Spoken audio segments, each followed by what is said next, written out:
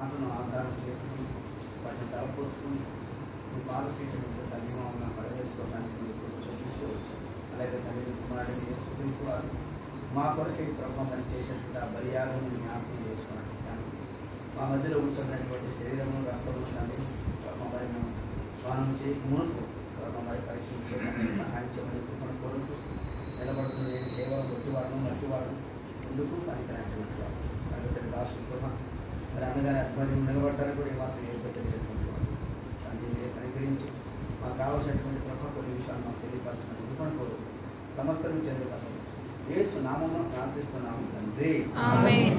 ఆమేన్. 2వ కొరింథీయులకు రాసిన పత్రిక 13వ అధ్యాయం 5వ వచనంలో ఒక మంచి మాట అపోస్తలుడైనటువంటి పౌలు ద్వారా మనకు అది జ్ఞాపకం చేయబడతా ఉంది. ఏమని మీరు విశ్వాసము గలవారై ఉన్నారో లేదో మిమ్మల్ని మీరే శోధించి చూసుకునండి, మిమ్మల్ని మీరే పరీక్షించుకునండి. మీరు భ్రష్టులు కాని ఎడల యేసుక్రీస్తు వారు మీలో ఉన్నాడని మిమ్మల్ని గురించి మీరే ఎరుగరా అంటే మనకే అవకాశాన్ని విడిచిపెడుతున్నట్టుగా మనం చూస్తూ ఉన్నాం. మిమ్మల్ని గురించి మీరే ఎరుగరా, మీకే తెలుసు మీరు విశ్వాసులో కాదు. యేసు ప్రభు ఉన్నాడో లేదో అన్న సంగతి కూడా మీకే తెలుసు. కాబట్టి ఒకవేళ ఆయన లేకపోతే భ్రష్టుడు ఉంటాడన్న సంగతి కూడా మీకు తెలుసు అని చెప్తూ ఉన్నాడు. కాబట్టి ప్రియారా చాలా మంది తెలియకుండానే కూర్చొని ఉన్నాం. ఇంతకు మనం విశ్వాసులమా కాదా అన్నటువంటి అనుమానంతో కూర్చొని యేసు ప్రభు వచ్చినప్పుడు మరి ఆయనతో కూడా ఎత్తబడతామా లేదా అన్న అనుమానం మనకు లేకపోలేదు. అవును కదా, లేకపోలేదు అనుమానం.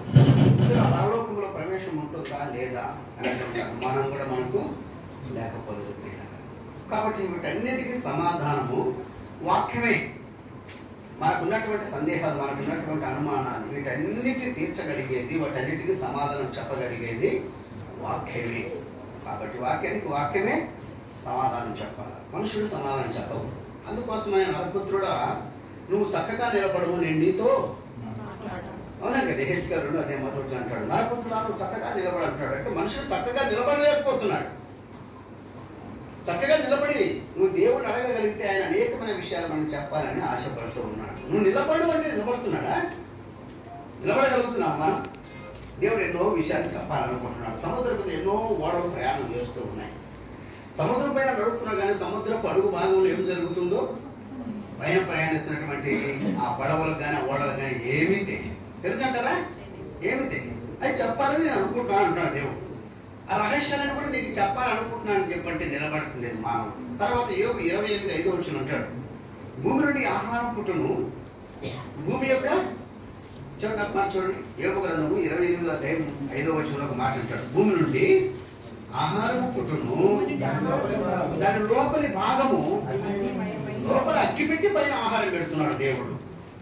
ఇవన్నీ మనకు తెలుసంటారండి. కాబట్టి దేవుడు ఇలాంటి ఎన్నో తెలియనటువంటి విషయాలు మనకు తెలియపరచడానికి నరపుత్రుడా నువ్వు చక్కగా నిలబడు, నువ్వు విశ్వాసమో కాదో తెలియాలంటే ఫస్ట్ నువ్వు నిలబడి నేను చెప్పే సంగతులను ఆలోచించాలి. దాని కొరకు దేవుడు ఒక్క మారు పలుకును 2 మార్లు పలుకును. అయితే మనుషులు దాన్ని కనిపెట్టలేకపోతూ ఉన్నారు. దేవుడు చెప్పాలనుకున్నప్పుడు మనుషుడు వినకుండా పెడచూడు పెట్టేవాడిగా ఉంటున్నాడు. కాబట్టి మనకు అర్థం కాకుండా పోతా ఉంది ప్రతి విషయం కూడా. దీనన్నిటికీ ముందుగా ఎన్నో సంవత్సరాల కిందట జ్ఞానైనటువంటి సొలొమోను ఒక మాట అన్నాడు.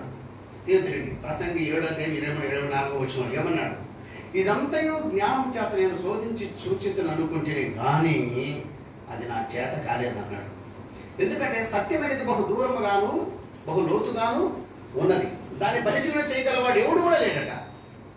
ఎవరు చెప్పారు సంగతి? సొలొమోను అంతటి జ్ఞానవంతుడు చెప్పాడు.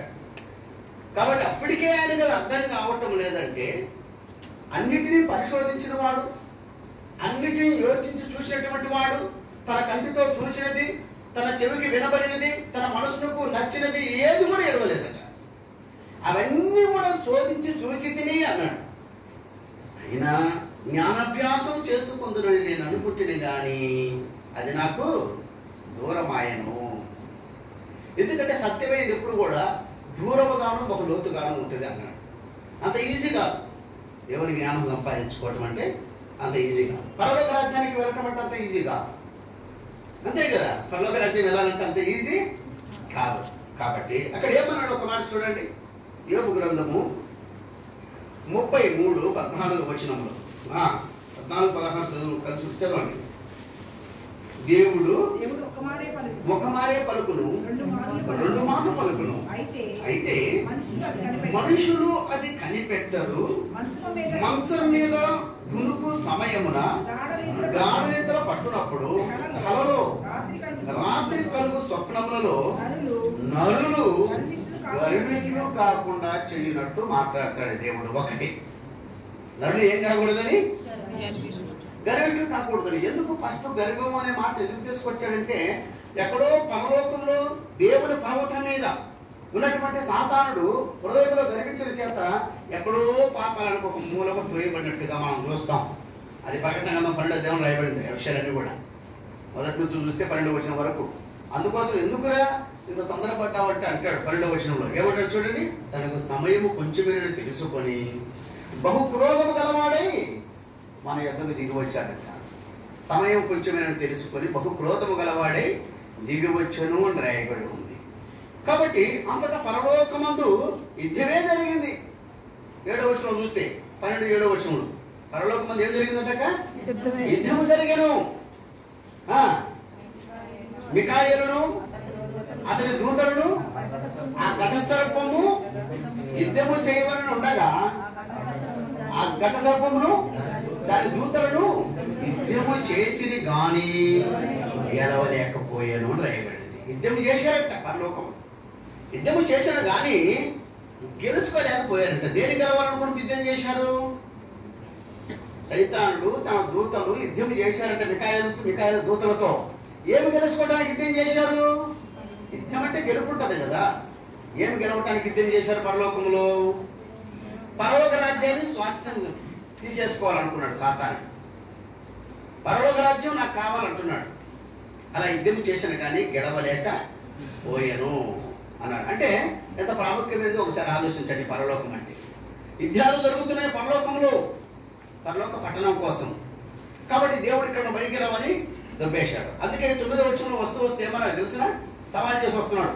ఏమని? నేను సర్వలోకానికి వెళ్ళి సర్వలోకాన్ని మోసం చేస్తామంటున్నాడు. 9వ వచనంలో అన్నాడమ్మా, సర్వలోకాన్ని నేను మోసం చేస్తాను. కాబట్టి అపవాదనియు సాతానునియు ఆది సర్పమైన ఘట సర్పం సవాల్ చేస్తూ ఉంది. అది పడుతూ ఈ విషయాలను కూడా చెప్తూ వచ్చింది. ఇదిగో నేను సర్వలోకాన్ని మోసం చేస్తాను అంటుంది. అంటే ఎట్లాగైనా సరే మనం ఇక్కడి నుంచి పరలోకం వెళ్ళాలని మనం భూలోకంలో ప్రయత్నాలు పడుతూ ఉంటే ఎలాగైనా సరే పరలోకానికి పోకుండా పడదవేయటానికి సాతానుడు కూడా సిద్ధంగా ఉన్నాడు. ఇది యుద్ధం జరుగుతూ ఉండే పోరాటం. వాస్తవంగా మనకు భూమి మీద కూడా యుద్ధాలు జరుగుతున్నాయి. ఎటువంటి యుద్ధాలు జరుగుతున్నాయి? యాకోబు 4:3 అంటాడు, మీలో యుద్ధములను పోరాటములను దేని నుండి కలుగుతున్నవి? మీ అవయవాలలో కలుగుతున్న భోగ హెచ్చల నుండియే కదా. మీరు ఆశించుతున్నారు కానీ అది మీకు దొరుకుటలేదు అంటాడు. అంటే ఏదో ఆశపడి యుద్ధాలు కూడా చేసుకుంటున్నాం మనం ఇక్కడ. అయితే సాతాను కూడా ఆశపడ్డాడు. దేని కొరకు? పరలోకం కొరకు ఆశపడ్డాడు. అక్కడ సభా పర్వతం మీద కూర్చోడానికి ఆశపడ్డాడు. దేవుని కంటే ఉన్నత స్థితిలో ఉండాలని ఆశపడ్డాడు. అది కరెక్ట్ కాదు కాబట్టి భూమి మీదకి వచ్చి పడ్డాడు పిల్లలు. కాబట్టి ఇవన్నీ దేవుడు మనతో పంచుకోవటానికి. దేవుడు ఆ సాతాను యొక్క ఆలోచనలు ఈ విధంగా ఉన్నాయి. వాడు మనసు ఈ విధంగా ఉంది. అందుకే వాడు పరలోకాన్ని విడిచిపెట్టాడు. వాడు వస్తూ భూలోకంలో ఉంటే మనుషులందరూ కూడా మోసం చేస్తానని చెప్పి ఇప్పటికే భూమి మీద అంతటా కూడా వలవేశాను అన్నాడు. చెప్పండి, ఏం వేశాడంట? వలవేశాడంట భూమి మీద అంతటా కూడా. కాబట్టి భూమి మీద ఆయా ప్రజలు, ఆయా జాతుల వారు, వారందరూ కూడా నేను వేసినటువంటి వలలో వారు బందీలై ఉన్నారు అంటున్నాడు. వల వేసేసాను అన్నాడు భూమి మీదకి. ఎప్పుడో ఏమన్నా వలని ఏమంటారు ఇంగ్లీష్ లో? నెట్. నెట్ అంటున్నాం. ఏ నెట్ అనుకుంటున్నావు నువ్వు? ఇంటర్నెట్. దోమలు కలవకుండా కాపాడుకునే నెట్ నువ్వు అనుకుంటున్నావేమో. వాడేసి నెట్ అది కాదు, ఇంటర్నెట్. అర్థమైందా? చూడు, ప్రతి చేతుల్లో ఇప్పుడు స్మార్ట్ ఫోన్లు కనబడుతున్నాయి. ప్రతి చేతుల్లో ఉన్నాయి లేవా? ప్రతి ఒక్కరికి సెల్లు ఉన్నాయి. సెల్లు ఉంటే సరిపోతుంది అంటే ఏముండాలా? నెట్ ఉండాలా. చిన్నపిల్లోడు మొదలుకొని వాడికి ఆ ఘోర ముద్ద తినిపించింది మొదలుకొని వృద్ధుల వరకు ప్రతి ఒక్కరి చేతుల్లో సెల్లులు. పిల్లవాడి చేతిలో శరీరం లేకపోతే భోజనం చేయటం లేదు ఇప్పుడు. కాబట్టి అంత భయంకరంగా సాతానుడు వాళ్ళని పడగొట్టడానికి ప్రయత్నపడుతూ ఉంటే విశ్వాసముగా పరలోకానికి వెళ్ళటానికి ఎలాంటి ప్రయత్నాలు కూడా చేయటం లేదు. అలాంటప్పుడు దేవుడు మాట్లాడాలనుకున్నాడు. ఏమంటున్నాడు? దేవుడు ఒక మారు పలుకును రెండు మారు పలుకును. ఎలాగో అని అంటాడు, నరులు గర్విష్ఠులు కాకుండా చేయనట్టు దేవుడు మాట్లాడును. నరులు గర్విష్ఠులు కాకూడదు. ఎందుకంటే మొట్టమొదటి సాతాను ప్రవేశించింది గర్వం. రెండవది తాము తలంచిన కార్యము వారు మానుకొనలేనట్లు.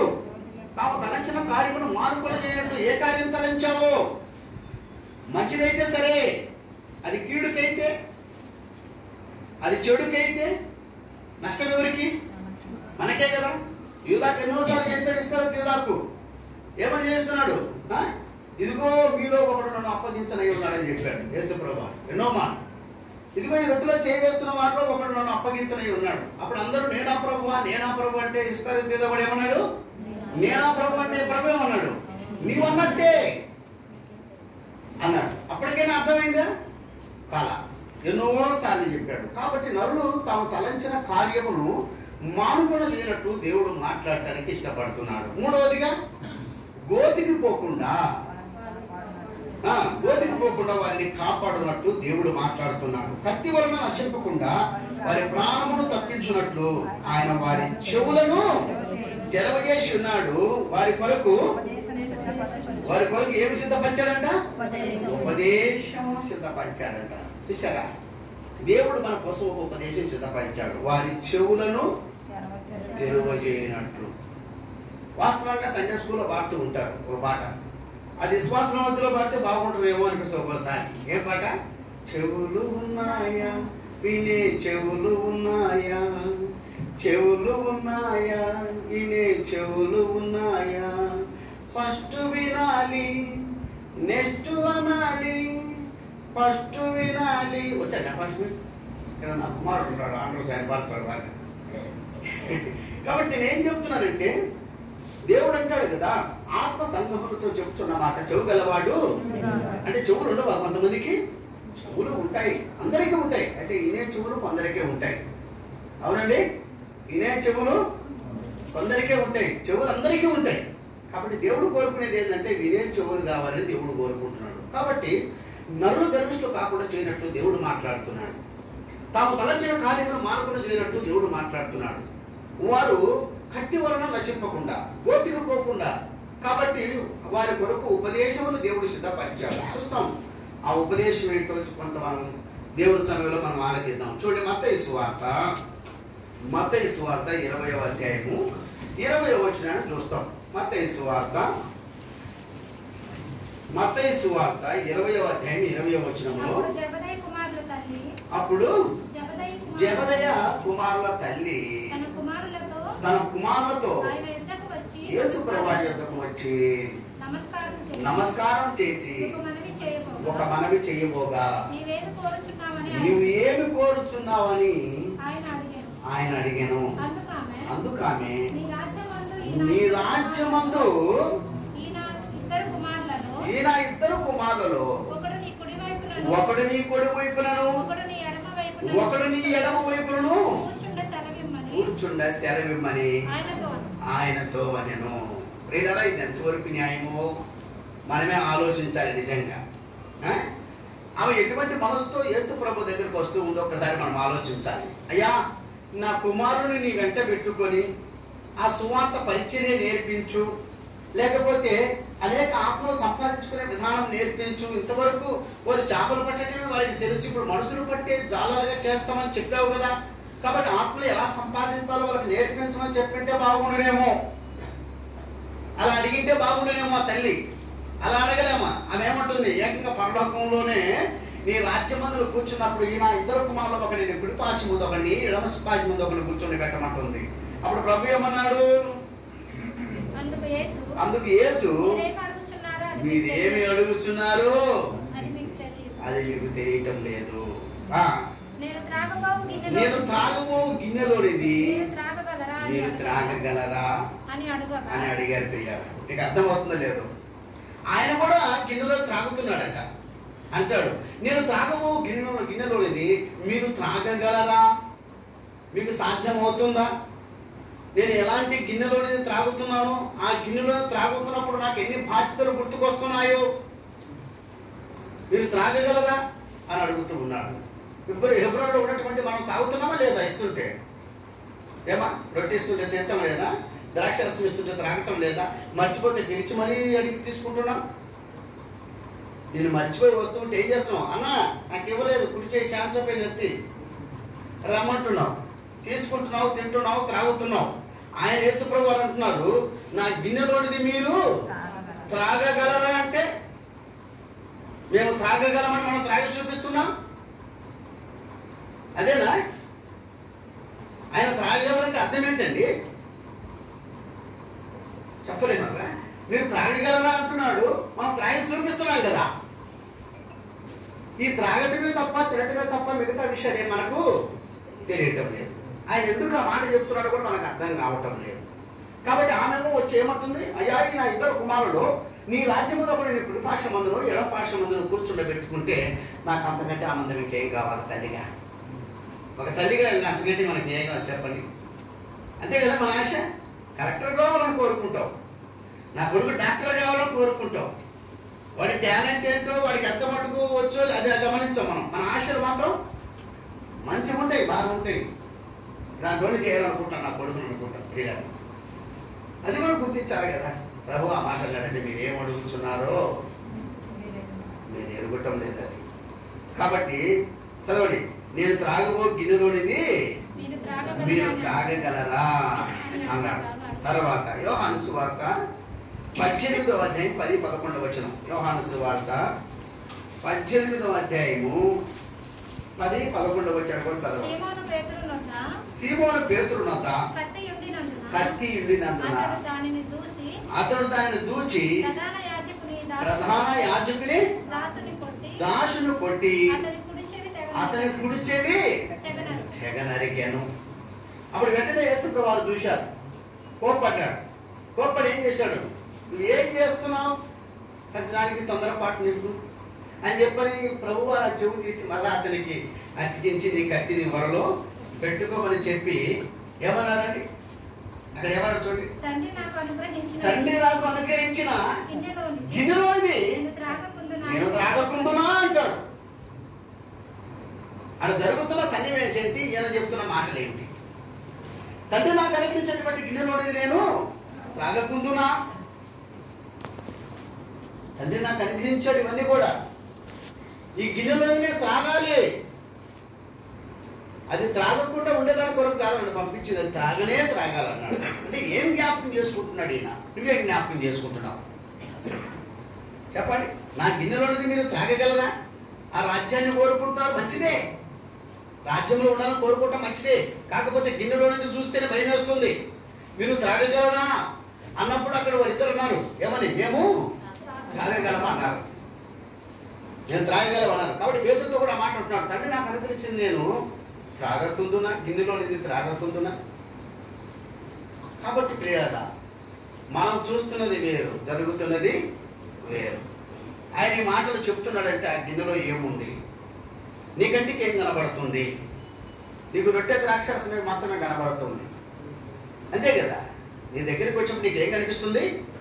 అందులో నీకు రొట్టె ద్రాక్షరసమే కనబడుతుంది. కాబట్టి ఏదో ప్రభు ఉపదేశించబోతున్నాడు మనకు. దానికి మన చెవులను తెరువు చేయను అంటున్నాడు. మీ చెవులను తెరిచి నేను చెప్పబోయేటువంటి ఉపదేశం వినండి. కాబట్టి తండ్రి నాకు అనుగ్రహించినటువంటి ఆ గిన్నెలోనిది నేను త్రాగకుందునా? అందుకే కదా ప్రభు నన్ను పంపించాడు. అది చేయటానికే కదా నేను వచ్చాను, అంతే కదండి. దాని కొరకే కదా ప్రభు వచ్చాడు కాదంటారా? చూడండి, ఇంకో మాట చూస్తాను అందులోనే. ఇదే మార్కు సువార్త 10:39 వచనంలో, మార్కు సువార్త 10:39 వచనం కూడా చూస్తాం. మార్కు సువార్త 10:39లో, మార్కు సువార్త 10వ అధ్యాయం 39వ వచనం. అప్పుడు యేసు నేను త్రాగుతున్న గిన్నెలోనిది మీరు త్రాగెదరు. ఏమన్నావు? నేను త్రాగుచున్న గిన్నెలోనిది మీరు త్రాగెదరు. నేను పొందుచున్న బాప్తిస్మమును మీరు పొందెదరు గాని నా కుడి వైపులను ఎడమ వైపులను కూర్చున్న ఇచ్చుట నా వశములో లేదు. అది ఎవరికి సిద్ధపరచబడెను వారికే దొరుకునని వారితో చెప్పాను. ఇంతకీ నేను చెప్పాలనుకుంటున్న విషయం ఏంటి? ఆయన తాగుతున్నటువంటి గిన్నెలో ఏముంది? అంతే కదా. ఈయన ఏం ఉపదేశించాలనుకుంటున్నాడు, మనకు ఏం చెప్పాలనుకుంటున్నాడు? ఆమె అడుగుతున్నది ఏంది, ఈయన చెబుతున్నది ఏంది, పేతురు చేసింది ఏంది, పేతురుకి ఇచ్చిన జవాబు ఏంటి? ఇవన్నీ మనం చూస్తున్నప్పుడు ప్రియులారా, ఆయన గిన్నెను చూపిస్తున్నాడు. ఆ గిన్నెలోనిది ఏదో చూపించబోతూ ఉన్నాడు. కాబట్టి అది పేతురుకు అర్థం కాలేదు, వచ్చిన తల్లికి కూడా అర్థం కాలేదు. కీర్తనలు 23, కీర్తనల గ్రంథం 23 5వ వచనం చదవండి. కీర్తన 23 5వ వచనంలో, నా శత్రువుల ఎదుట నీవు భోజనం సిద్ధపరిచితివి, నూనెతో నా తల అంటి ఉన్నావు అన్నాడు. నూనెతో నా తల అంటి ఉన్నావు అని చెప్పని దావీదు ఎంత సంతోషపడుతున్నాడు కదా. ఏమన్నా నా గిన్నె నిండి శత్రువుల ఎదుట నాకు భోజనం సిద్ధపరిచావు, నా గిన్నె నిండి పొర్లుచున్నది, నూనెతో నా తల అంటావు. అంటే కూల్ అయిపోతున్నా నేను. నూనె అంటుకోగానే ఎలా ఉంటే చెప్పండి మనకు, ఇప్పుడు చల్లబడింది అయ్యా అంటాం. నేను చల్లపరచడానికి, నేను కూల్ చేయడానికి యేసు ప్రభు వారు అక్కడ ముళ్ళ కిరీటం ఎక్కించుకున్నాను. ఆ సంగతి తెలుసా నీకు? నిన్ను నూనెతో తల అంటడానికి అక్కడ యేసుక్రీస్తు ప్రభువు వారికి తలకు ముళ్ళ కిరీటం ఎక్కిందన్న సంగతి మనకి గుర్తుకు రావాలని చెప్పాడు. ఆ విషయాన్ని 2వ వచనం చూపిస్తున్నాడు. 2వ వచనంలో 23 2వ వచనంలో, పచ్చిక గల చోట్ల ఆయన పనుడబెట్టని దావీదు ఉత్సాహంతో చెప్తున్నాడు. పశ్చిమానపైన యేసు ప్రభువును పనుడబెట్టిన సంగతి తెలియడం లేదు. అంటే అక్కడ ఎంతో శ్రమ పడితే గాని ఇలాంటి జీవితం మనం జీవించడం లేదని దానికి గుర్తుగా చెప్తున్నాడు. కాబట్టి నన్ను పచ్చిక గల చోట నన్ను పరుండబెట్టింది అన్నాడు. ఆయన ఏమంటాడు? పచ్చి మ్రాను పైన ఆయనను వేలాడదీశాను అంటాడు. తర్వాత ఏమన్నాడు? శాంతి గల జలముల యొద్ద నన్ను పరుండబెట్టావు అన్నాడు. కాబట్టి నాకు దాహమైనప్పుడల్లా నేను ఆ యొక్క జలాలను నేను తాగవచ్చు అన్నాడు. ఆయన దాహమని నీళ్ళు అడిగితే చేతులు ఆయన చేతికి అందించినట్టుగా మనం చూస్తూ ఉన్నాం. ఒక మనిషి జీవితంలో ఎంతో సుఖాంతంగా జీవిస్తున్నాను, నాకు ఏది కొదవలేదు, నా శత్రువే నాకు భోజనం సిద్ధపరుస్తున్నాడు, నా గిన్నె నిండు పొర్లుచున్నది, నూనెతో నా తల అంటి ఉన్నాడు, ఇవన్నీ చెప్పుకుంటున్నప్పుడు ఒకసారిగా యేసు ప్రభువును మనం ఆధికారంగా తీసుకోవాలి. నీ జీవితంలో ఎన్ని జరుగుతున్నాయంటే అక్కడ ఏదో నష్టం జరుగుతూ ఉంది.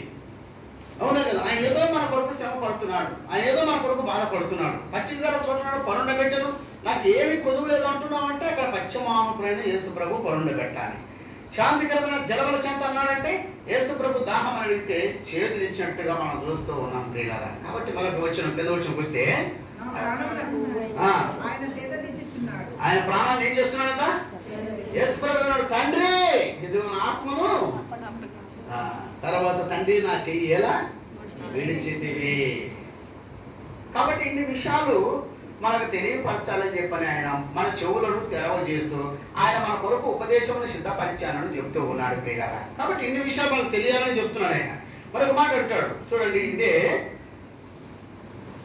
లూకాసు వార్త 12వ అధ్యాయం 50వ వచనంలో, లూకాసు వార్త 12:50వ వచనంలో, లూకాసు వార్త 12వ అధ్యాయం 50వ వచనం, అయితే నేను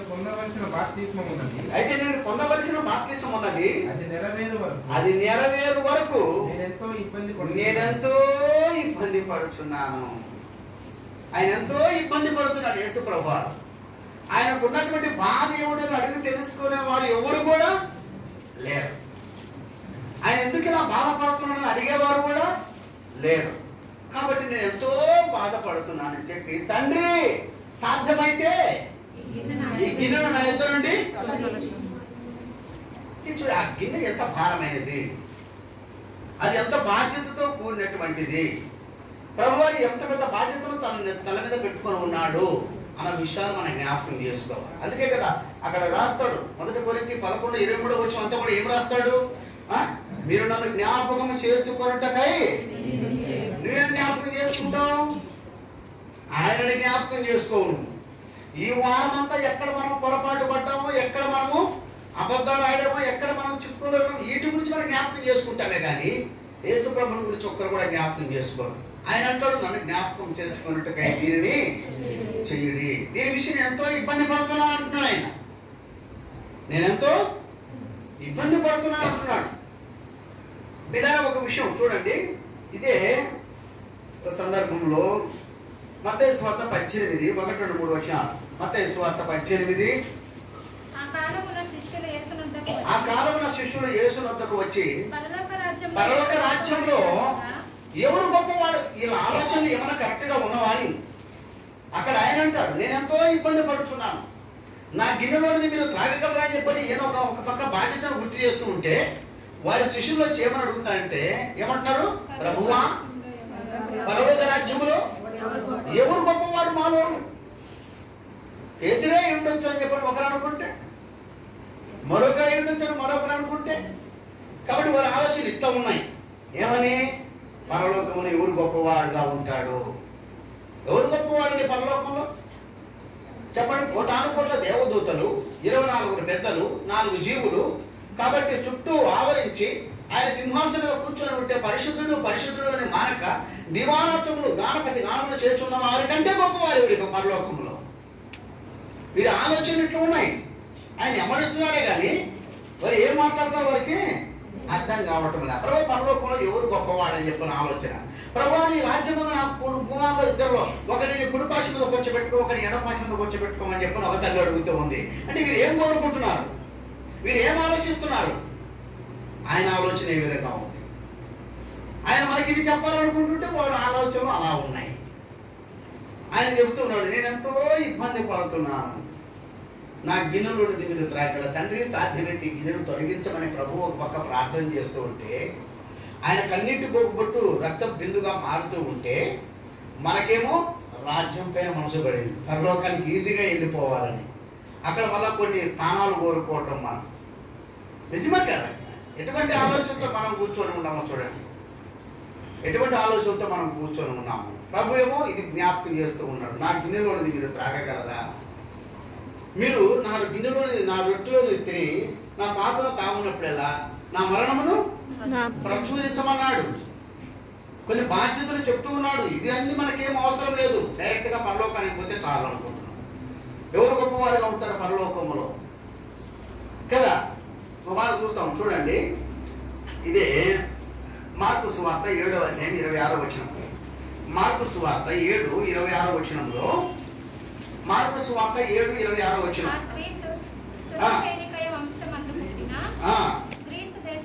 గ్రీకు దేశస్తురాలు ఆమె తమ కుమార్తెలో నుండి ఆ దెయ్యమును వెళ్ళగొట్టమని యేసు ప్రభు దగ్గరికి వచ్చింది. ఒక గ్రీకు దేశస్తురాలు తన కుమార్తెకు దెయ్యం పట్టిందంట. నా కుమార్తెలో నుంచి ఆ దెయ్యం వెళ్ళిపోయేటట్లుగా నువ్వు ఆజ్ఞాపించవే అని చెప్పని ప్రభు దగ్గరికి వచ్చింది. వచ్చి ఆయన అడుగుతూ ఉంది, మీది అయితే నా కూతురులో నుండి ఆ దెయ్యాన్ని వెళ్ళగొట్టండి ప్రభు అన్నది. ఇప్పుడు ప్రభు ఏమన్నాడు? ఆయన ఆమెను చూచి పిల్లలు మొదట తృప్తి పొందవలెను, పిల్లల రొట్టె తీసుకొని కుక్క పిల్లలకు వేయట విత్తము కాదు అన్నాడు. అంటే దేవుడు ఎరగినటువంటి వారిని అన్ని జనులు దేవుడు కుక్క పిల్లలతో సమానంగా చూస్తున్నాడు. అవునే కదా? అలా చూసినప్పుడు ఆమె ఏమన్నా తెలిసిన, నిజమే ప్రభు నేను కుక్కనే. మీరు అర్థమవుతున్నది అది ప్రియులారా? నిజమే ప్రభు నేను కుక్క పిల్లలు కూడా బల్ల కింద నుండి పిల్లలు పడవే రొట్టె ముక్కలను తిను కదా. ఎంత మంచి మాట అండి నిజంగా. నిజమే ప్రభు నువ్వు అన్నది, నేను కుక్కనే కాదంటం లేదు. అయితే పిల్లలు బల్ల కింద ఉండి పిల్లలు రొట్టెలు తింటున్నప్పుడు పడు రొట్టె ముక్కలను తిను కదా ప్రభువా, అందుకు కూడా నేను అధురాను కాదా ప్రభు? ఆ మాత్రం కూడా అర్హత లేదా ప్రభు అని కోరినప్పుడు ప్రభు ఏమన్నాడు? వెళ్ళుము అన్నాడు. అన్నాడు లేదమ్మా? వెళ్ళుము.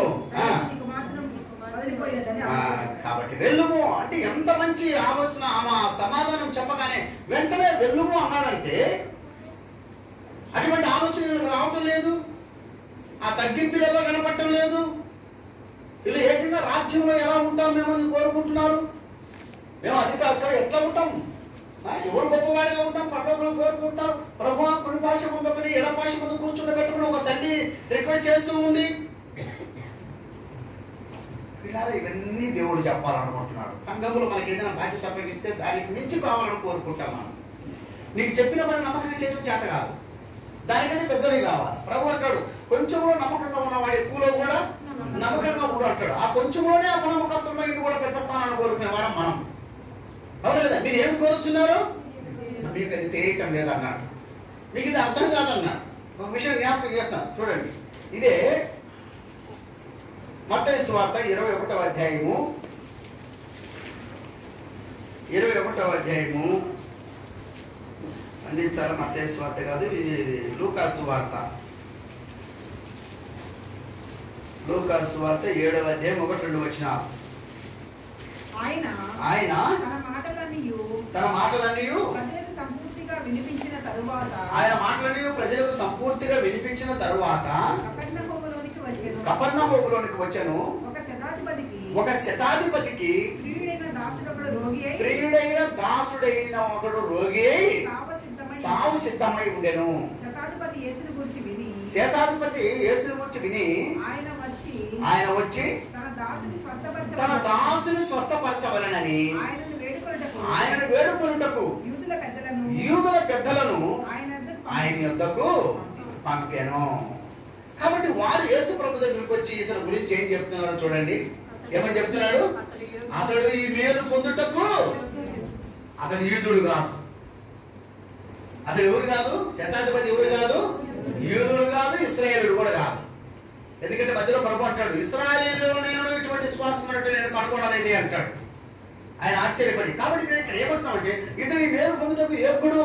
ఎందుకంటే ఆయన మన సమాజం ఏం చేశాడంట, మన ప్రజలను ప్రేమించి సమాజ మధ్యమును తానే కట్టించాడు. కాబట్టి మేలు పొందుటకు ఇతడు యోగ్యుడు. పరలోకానికి కాదు, ఇక్కడ భూమి మీద ముందు నువ్వు యోగ్యుడు అనిపించుకోవాలి, యోగ్యురాలు అనిపించుకోవాలి. అవును, ప్రభు వస్తూ ఉంటే మళ్ళీ ఇతను తడబడిపోయి మరొకరిని పంపిస్తాడు. అయ్యో ఆయన ఎందుకు నా ఇంటి దగ్గరికి తీసుకొని వస్తున్నారు, ఆయన నా ఇంట్లోకి వచ్చినట్టు ఏమాత్రం నేను యోగుడని కాను, అలాగే నేను ఆయన యుద్ధము ఓటు కూడా ఏమాత్రం పాత్రుడని కాను అన్నాడు. అటువంటి వారు కదా ప్రభు పోవాలని కోరుకున్నాడు. ప్రభా నువ్వు నా ఇంట్లోకి వచ్చినప్పుడు నేను ఎంతమాత్రం కూడా యోగుడని కాదు ప్రభా, అలాగనే నేను నీ యుద్ధకు వచ్చినప్పుడు కూడా నేను పాత్రుడను కాదు అనగానే యేసు ప్రభుకు ఒక పేరుంది. ఏ పేరు, ఆశ్చర్యకరుడు. కాబట్టి ఆ శతాధిపతి చెప్పిన మాటకు యేసు ప్రభు ఆశ్చర్యపడాడట. ఆ యేసు ప్రభు ఆశ్చర్యపడి అన్నాడు, ఇశ్రాయేలీలోనైనను ఇటువంటి శ్వాసము కనుగొనలేదే. అంటే అతడు ఇశ్రాయేలుడు కాదు, యూదుడు కాదు.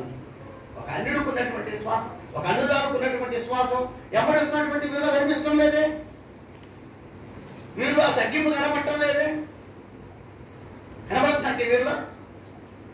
ప్రభా పరలోకంలో ఎవరు గొప్పవాడని అడుగుతున్నారు శిష్యులు వచ్చేసి. అప్పుడు ప్రభు చూసింటాడు, ఏం కోరికలు కోరుతున్నారు నేను. ఆమె వచ్చేసి ప్రభా నీ రాజ్యం ముందు నా కొడుకును కుడి పాశ ముందు ఒకటి ఎడ పాశ ముందు ఒకటి కూర్చోబెట్టుకోమంటే ఈయనకి ఎలా ఉంటుందో చెప్పండి ఒకసారి. వింటున్న ఆయనకి ఎలా ఉంటుంది, మీరు ఏమి అడుగుతున్నారో అది మీకు తెలియడం లేదు. మీరు పైన ఆలోచన చేస్తున్నారు. అలా కోరుకోలే కదా సాతానుడు పైనుంచి భూమి మీద దిగబడ్డాడు. మీరు అటువంటి ఆలోచనలు మీకు ఎందుకు వస్తున్నాయి, ఎందుకు వస్తున్నాయి? పైకొచ్చి మేము తాగగలం, అలా ఏమన్నారు, మేము తాగగలము అనేది. వాస్తవంగా జబదయ్య కుమారులు తాగారు.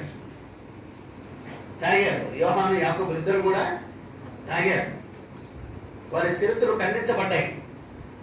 అలా ఖండించబడిన తర్వాతే వాళ్ళు ఆ పరలోకానికి అర్హత కలిగి ఉన్నారు. అలాంటి వారు ఉన్నారంటావా? అలాంటి అర్హత మనం కలిగి ఉంటామంటావా? చెప్పండి. అంతవరకు మరణం వరకు మనం అప్పగించబడటానికి సిద్ధపడగలమా? కాబట్టి పరలోక రాజ్యం అంత ఈజీగా ప్రియుల. అందుకే అంటాడు, ఏమన్నాడు, దేవుడు ఒక మారు పలుకును అయితే మనుషులు దాన్ని కనిపెట్టలేకపోతున్నారు.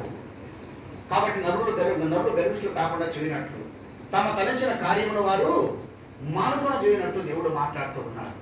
కాబట్టి వారు గోతికి పోకుండా కాపాడబడినట్లు, కత్తి వలన వారు నశింపకుండానట్లు వారి కొరకు ఒక ఉపదేశమును దేవుడు సిద్ధపరిచాడు. అందుకోసం వాడి చెవులను తెరవజేయమన్నాడు. ఎందుకంటే ఏంటయ్యా ఉపదేశం అంటే ఇటువంటి వారు కూడా ఉంటారా అని ఆలోచిస్తున్నాడు ప్రభువు వారు. కాబట్టి నా గిన్నెలోనిది మీరు తాగగలరా అని ఆయన ప్రశ్నిస్తున్నప్పుడన్నా తాగగలరా అంటున్నాడు. ఏంటి, ఇంతవరకు తాగుతూ వచ్చాం కదా, తింటూ వచ్చాము కదా అన్నప్పుడు వాళ్ళు ఆలోచించాలా? ఇది తాగుతున్నప్పుడు, ఇది తింటున్నప్పుడు మనం ఏదో ఒక బాధ్యత కలిగి ఉండాలి, ఏదో దేవుడు మనకు ఒకటి అప్పగించబోతున్నాడు అన్న సంగతి వారు గ్రహించలేదు. కాబట్టి అది గ్రహించినంత వరకు అది మనకు అర్థమే కాదు. ఏదో తింటున్నాం, చేస్తాం. ప్రభు చెప్పాడు కదా, ఈ నా శరీరం తినే రక్తం త్రాగిన వాడే. ఆ మాట పట్టుకుంటున్నామే కానీ దాని తర్వాత చెప్పిన మాట మనకు అర్థం కావడం లేదు. కాబట్టి అందుకోసమనే ప్రభు ఈ మాటలు చెప్తూ వచ్చాడు. ఎన్నో విషయాలు వారితో చెప్పి వారికి ఏమన్నాడంటే చూడండి, లూకాసు సువార్త 22:42 లూకాసు సువార్త 22:42 తండ్రి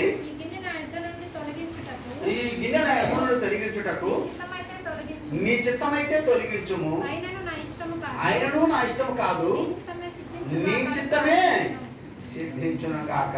ఆ గిన్నె తొలగించమంటున్నాడంటే అది ఎంత కష్టంగా ఉందో ఒక్కసారి మనం ఆలోచించాలి.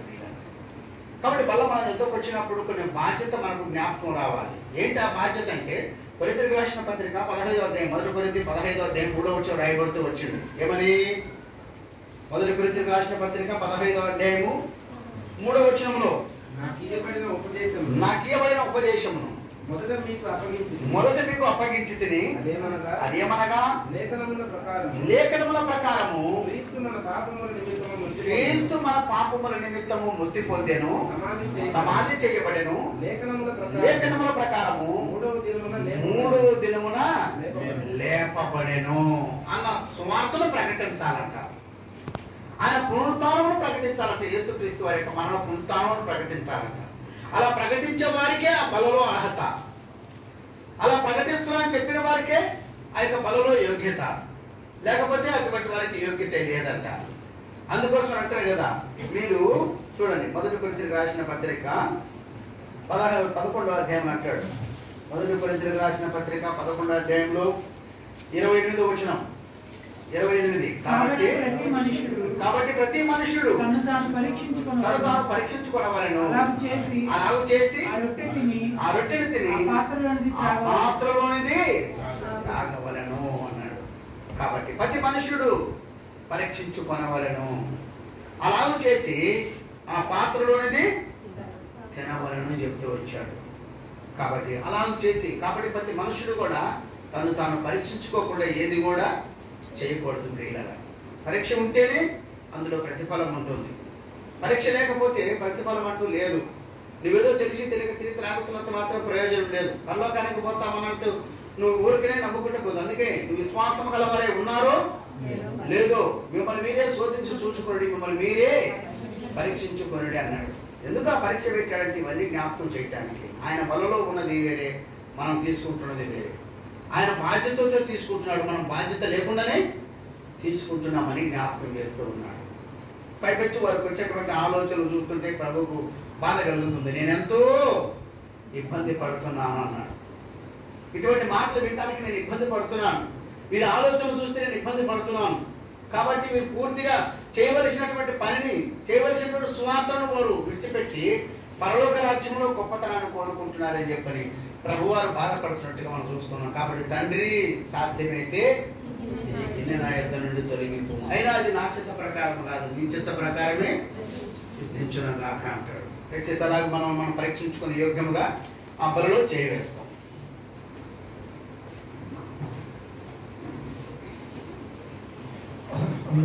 ఇక్కడండి మూసుకునండి, ఒక నిమిషం పరిశీలించుకునండి.